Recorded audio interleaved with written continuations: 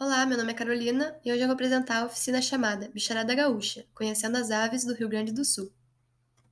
Mas antes de tudo, eu gostaria de apresentar para vocês o projeto Bicharada Gaúcha, que é um projeto de divulgação da fauna do Rio Grande do Sul, onde a gente divulga as espécies de animais, tanto de mamíferos, répteis, aves e anfíbios que ocorrem no nosso estado. E esse projeto ele é vinculado à Universidade Federal de Santa Maria, do campus de Palmeira das Missões. Mas hoje eu vou falar de um grupo específico para vocês, que é o grupo das aves.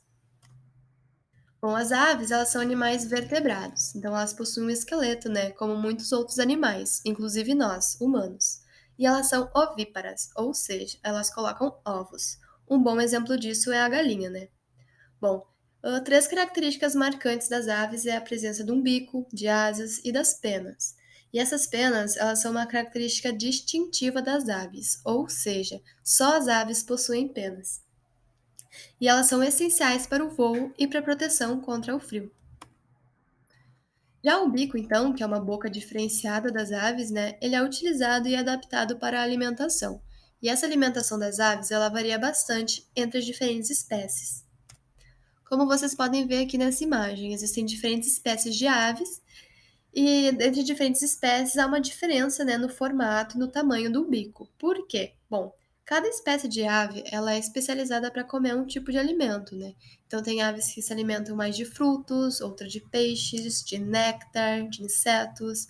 E esse bico, né, que elas utilizam para se alimentar, eles precisam ser especializados para o tipo de alimento que a ave consome. Por exemplo, o beija-flor. O beija-flor, ele se alimenta do néctar que tem dentro das flores, né, no interior das flores. E para isso, ele precisa ter esse bico longo e comprido para conseguir alcançar o néctar nas flores. Agora, falando das asas, então. As asas são os membros anteriores, né, das aves. Então, nós, humanos, nós temos os braços como membros anteriores. Já as aves, elas têm as asas que são modificadas para o voo. E essa capacidade de voar das aves, ela está relacionada principalmente com o formato e com a cobertura de penas das asas. Então as penas são muito importantes, né? E como eu mencionei, todas as aves elas possuem penas, mas será que todas as aves são capazes de voar? A galinha voa? O que vocês acham? Sim, né? A galinha voa. Muitas pessoas acreditam que a galinha não voa porque ela é uma ave que fica mais no chão e suas asas são menores, né? Porém, sim, ela tem capacidade de voar, sim. Porém, ela não voa altas alturas, né? Na verdade, ela voa alturas mais baixas, mas ela consegue voar sim. E o pinguim, será que ele voa? Ele também tem asas. Bom, não, o pinguim ele perdeu a capacidade de voar. Mas por quê? Bom, como o pinguim ele vive mais próximo ao mar, né, e se alimenta dos peixes na água, ele acabou perdendo essa capacidade de voar, porém ele ganhou uma nova função, que é de nadar. Então o pinguim acabou por utilizar as suas asas, né, para o nado. E ele, inclusive, ele sabe nadar muito bem. E referente ao ambiente onde as aves vivem, então, elas estão presentes em todas as regiões do mundo. E existem aves, então, que vivem em ambientes aquáticos de água doce, como rios, riachos, lagoas. Aves que vivem em ambientes de água salgada, né, próxima ao mar.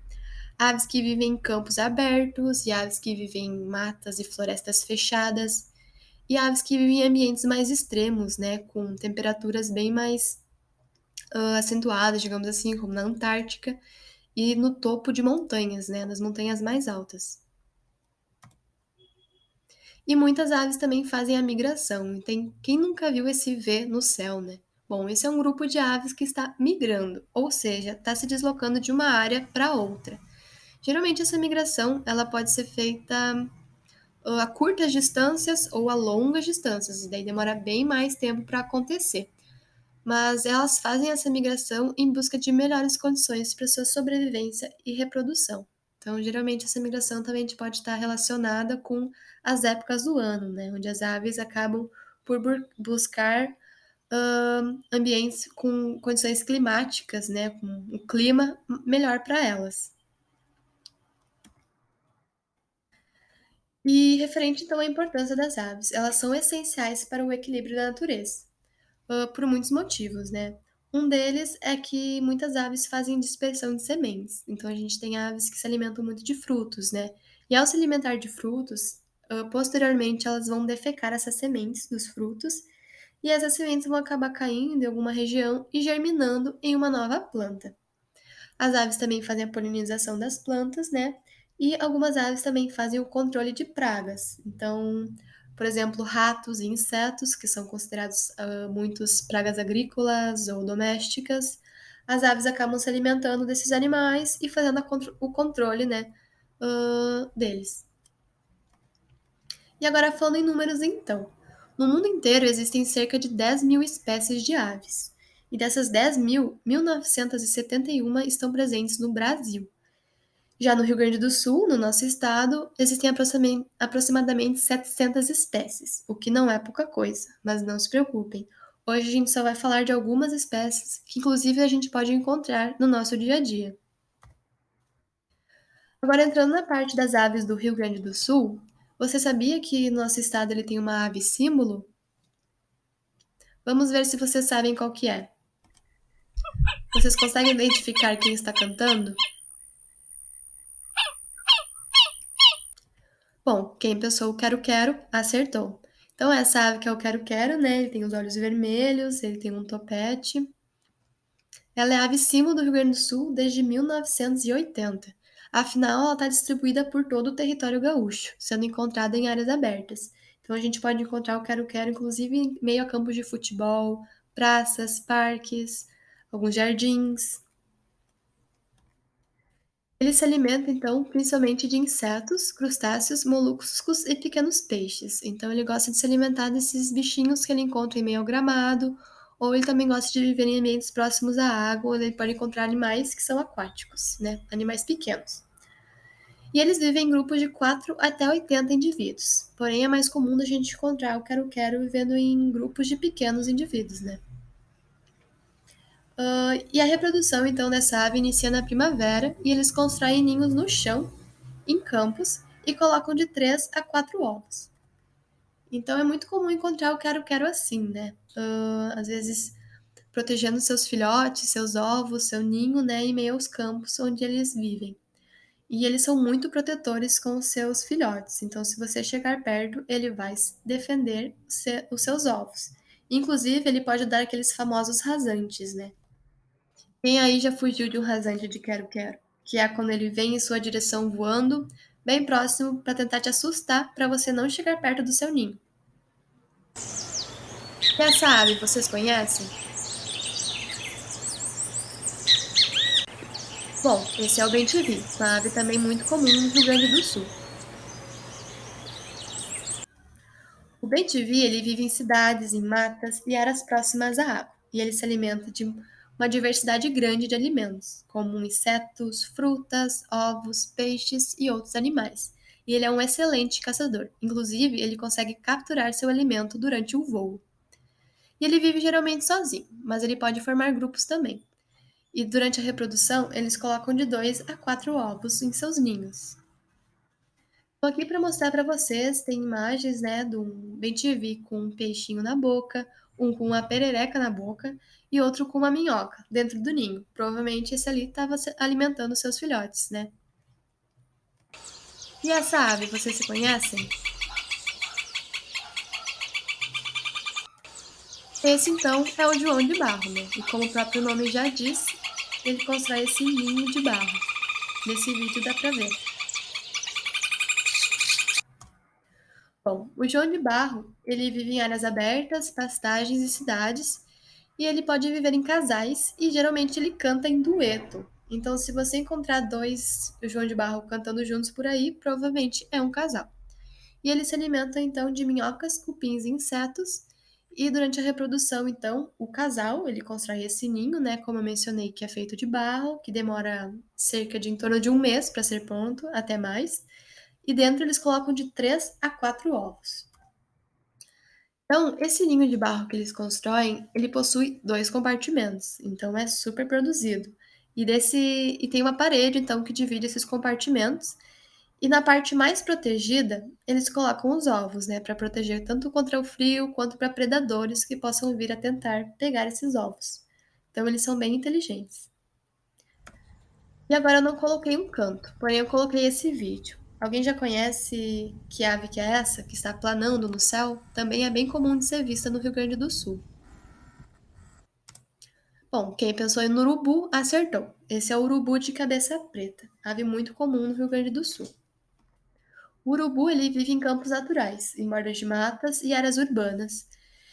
E ele utiliza as correntes de ar para planar no céu, como estava acontecendo no vídeo que eu mostrei.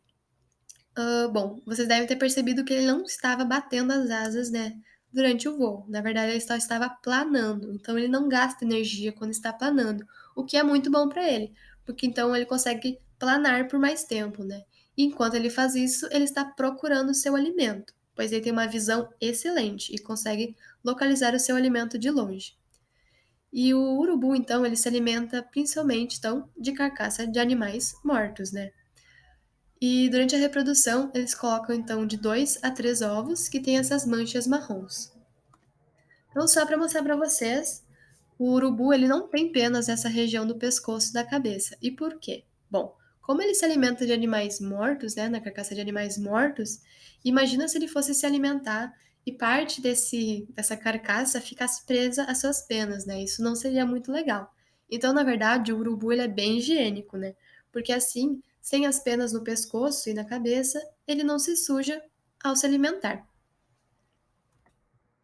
E você sabia que os urubus eles eliminam cerca de 95% da carcaça de animais mortos da natureza? Isso fazem deles uns faxineiros da natureza. E por isso eles são muito importantes. Imagina se não existissem urubus na natureza, né? E esse canto aqui, será que vocês sabem qual que é?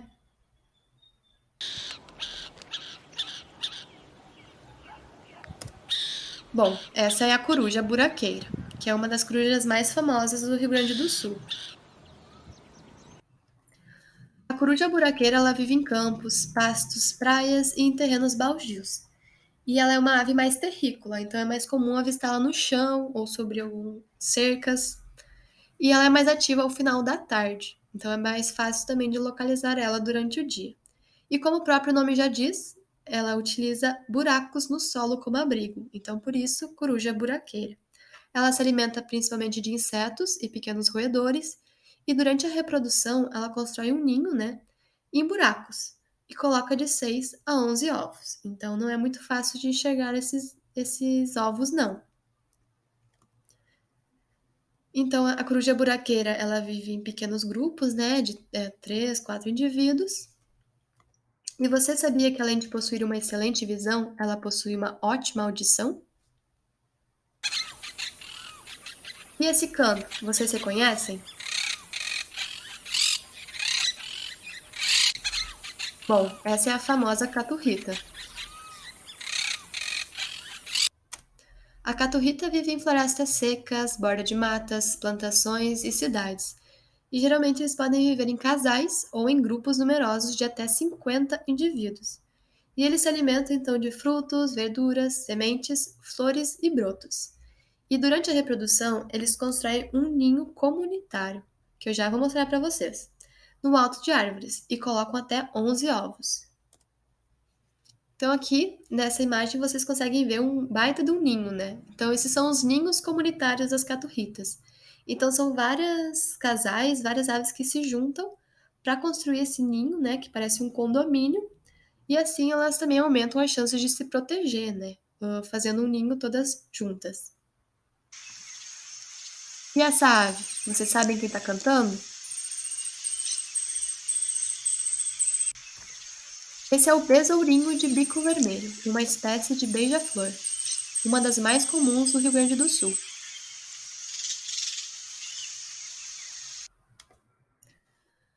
Essa espécie ela vive em jardins e quintais floridos, em áreas abertas e matas.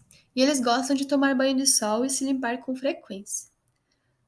Para se alimentar, eles se alimentam então de néctar, né, em pleno voo, então eles são muito atraídos por flores e eles conseguem parar em pleno voo para conseguir capturar o néctar de dentro das flores, como vocês podem ver então nessa imagem. E eles também podem comer eventualmente insetos. Durante a reprodução, eles constroem um ninho pequeno que é bem camuflado e dentro eles colocam geralmente 2 ovos. Então aqui a gente tem uma imagem, né, do beija-flor com seu filhote já dentro de um ninho. Então é bem pequeno mesmo o ninho, é bem difícil de ser encontrado. E agora? Quem será que está cantando? Esse é o sabiá laranjeira. O sabiá ele vive em bordas de matas e áreas urbanas arborizadas, então é muito comum encontrar ele nas cidades, né? E ele vive sozinho ou aos pares. Ele se alimenta de insetos, larvas, minhocas e frutas, e por isso é comum encontrar ele no chão, né? Pulando de um lado para o outro em busca de alimento. E eles se reproduzem então, colocando de 3 a 4 ovos em ninhos. Então, só para mostrar para vocês, né, o sabiá no chão, provavelmente em busca de alimento, os seus 4 ovos dentro de um ninho, e os filhotes já, depois de nascerem, né, ainda sem penas, com os bicos abertos, né, esperando serem alimentados pelos pais. E você sabia que o sabiá laranjeira é a ave símbolo do Brasil? Então, aqui no Rio Grande do Sul, a gente tem a ave símbolo o quero-quero, né? E no Brasil, a ave símbolo é o sabiá laranjeira. Bom, agora a gente já conhece um monte de ave muitas espécies de aves que vivem no Rio Grande do Sul, mas ainda existem muitas mais, né? Aves de grande porte, aves pequenas, aves que voam, que não voam, de diferentes cores e que vivem em diferentes ambientes. Ainda tem muito tempo para a gente conhecer todas, é só observar e escutar bem. Gostaria de convidar todos vocês a seguirem as redes sociais, né, no Instagram e no Facebook, o Jardim Botânico da Universidade Federal de Santa Maria e o Bicharada Gaúcha, onde a gente divulga muitas espécies de animais, tanto de mamíferos, aves, anfíbios e répteis. Muito obrigada!